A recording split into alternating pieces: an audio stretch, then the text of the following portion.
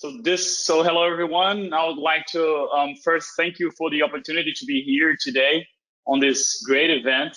I will present a very interesting case of syphilis in a patient that we monitored since mid-2015.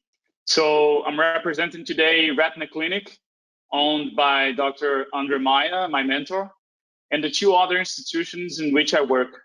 So this is a case of a 61-year-old patient. When he first came to our clinic in mid-2015, he had a history of prior retinal surgery in the left eye due to a macular on rhegmatogenous retinal detachment. The patient had complication in the post-op period and was then submitted to two other surgeries at another clinic with no success at all.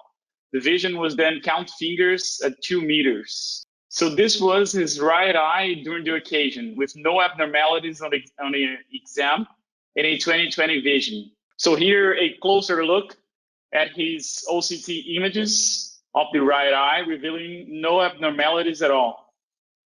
And as you can see, almost 2 years later, he came back to our clinic complaining of a slightly blurred vision and some floaters. He had a vision of 20/25 and some subtle signs of inflammation in the anterior chamber, such as pigments in the anterior capsule.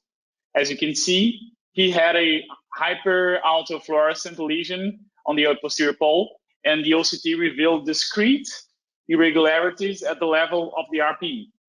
So a few days later, he returned for more exams, and as you can see, the hyper-autofluorescent lesion on the posterior pole had progressed, and the OCT also revealed irregularities at the level of the RPE and some small punctate hyperreflective lesions in the outer segments of the retina. Continuing with the exams, the fluorescent angiography revealed early hyperfluorescence and late stain of the lesion with distinctive leopard spot hyperfluorescence. It's also possible to see leakage of the optic disc and staining of the retinal veins. Our first thoughts were a posterior uveitis, such as syphilis, an autoimmune disease, or even sympathetic ophthalmia. The patient got very anxious once he had lost his vision in the left eye. So our thoughts were posterior uveitis, maybe, and probably, but we also had to consider autoimmune disease or even sympathetic ophthalmia. So we ordered all of the lab tests that we thought that were necessary, and we decided not to wait for the results to start the treatment.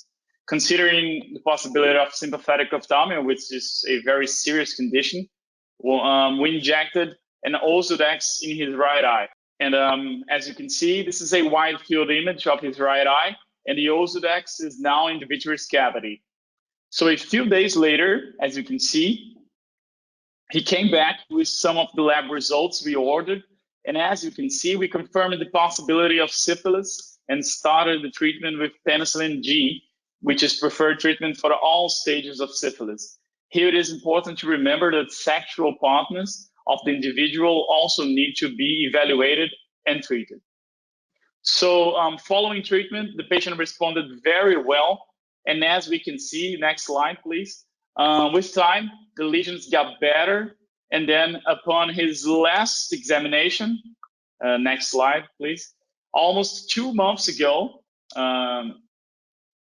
just one more, next slide. His OCT and fundus image were looking very good, and his best corrected visual acuity was now 20/16. So gratefully, a great outcome for this case. Next slide. So I would like to thank everyone for listening and hope that you enjoyed the case. As we say in Portuguese, obrigado, and see you next time.